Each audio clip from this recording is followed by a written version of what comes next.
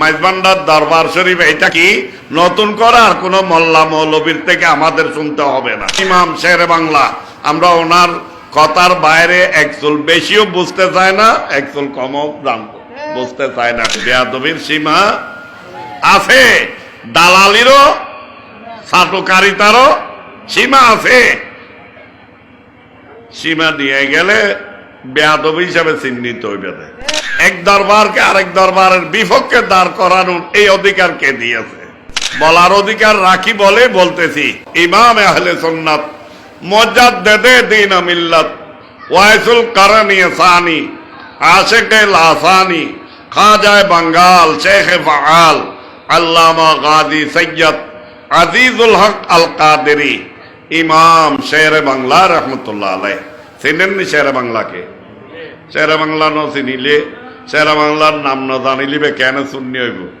কেন হ এই দেশত শূন্য হইতে হইলি এবার শেরে বাংলার চিনন পড়িব, শেরে বাংলার নাম জানন পড়িব, শেরে বাংলার পরিচয় রাখন পড়িব, ঠিক কিনা?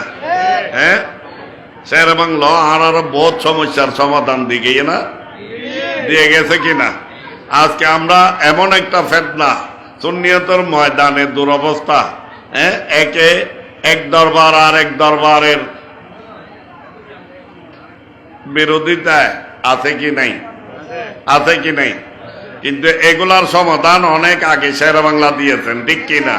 মাইজবান্ডার দরবার শরীফ এটা কি নতুন করে আর কোন মোল্লা মৌলবীর থেকে আমাদের শুনতে হবে না, ঠিক কিনা?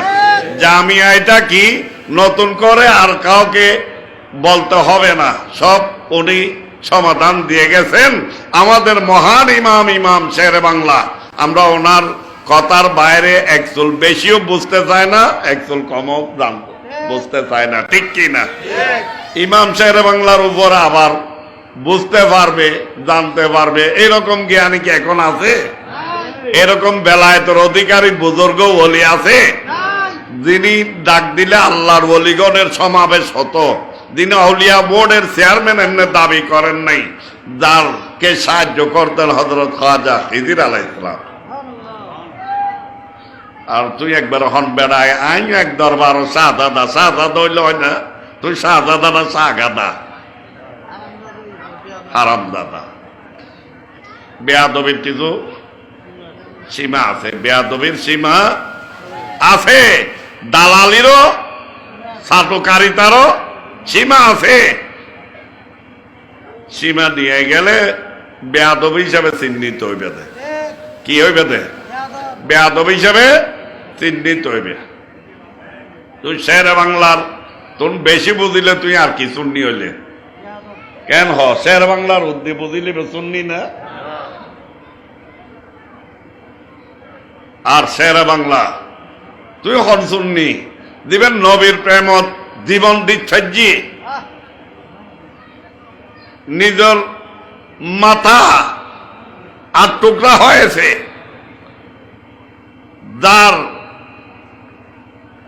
জান চলে গিয়েছিল, ডেড বডি ডাক্তার ঘোষণা করেছে, আর যাকে দয়াল নবী হায়াতুন নবী আবার জান ফেরত দিয়ে যাকে আবার শহীদ থেকে গাজীর মর্যাদার অধিকারী করেছেন, ইনি আমাদের মহান ইমাম ইমামে শেরে বাংলা। ওনার রক্তে রঞ্জিত সুন্নিয়তের ময়দান নিয়ে খেলা করতেছেন। কিছুক্ষণ আল্লাহকে এই আল্লাহকে আবার বাঙালি বানান, রসুলও বাঙালি বলেন, অক্সিজেন পর্যন্ত হেরেম বানান, মওলা আলীকে মদদি বানান, মাইজবান্ডার দরবার শরীফ নিয়ে যেরকম সেরকম বলেন, আবার কেউ জামিয়া নিয়ে আরেক রকম বলেন। এক দরবারকে আরেক দরবারের বিপক্ষে দাঁড় করানোর এই অধিকার কে দিয়েছে? আপনি একেবারে অনেক নিজেকে নিজে বড় জ্ঞানী সেজে আজে বাজে কথা বলতেছেন। সুন্নিয়তের ময়দান আপনার কি অবদান? এই ময়দানে ইমাম শেরে বাংলার রক্তে রঞ্জিত এইটা ময়দান, আজকে সুন্নিয়তের প্ল্যাটফর্ম বাংলার জমিনে পিছনে অবদান ইমাম শেরে বাংলা। এর চাইতে বেশি যারা বুঝতে চায় তাদেরকে আমরা সুন্নিও মনে করি না, আমরা মনে করি এরা হলো বড় ফাসেক, সুন্নিয়তের ময়দানে ফসাদ সৃষ্টিকারী, এরা হলো ফিতনা সৃষ্টিকারী বেয়াদব।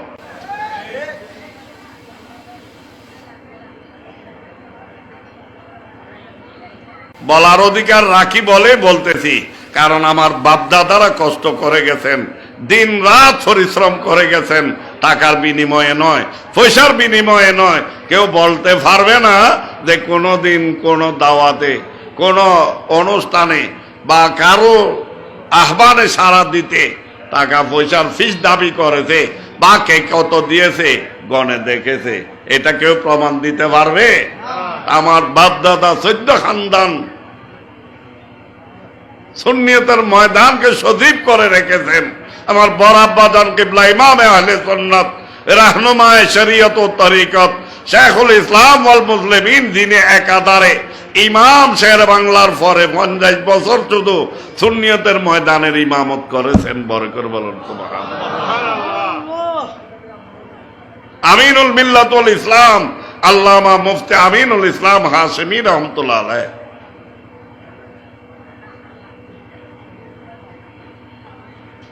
আজকে ওনাদের রেখে দেওয়া ময়দান নিয়ে আপনারা সিনেমিনি খেলবেন, এটা আমরা মেনে নিতে পারি না। বলার অধিকার আমরা রাখি।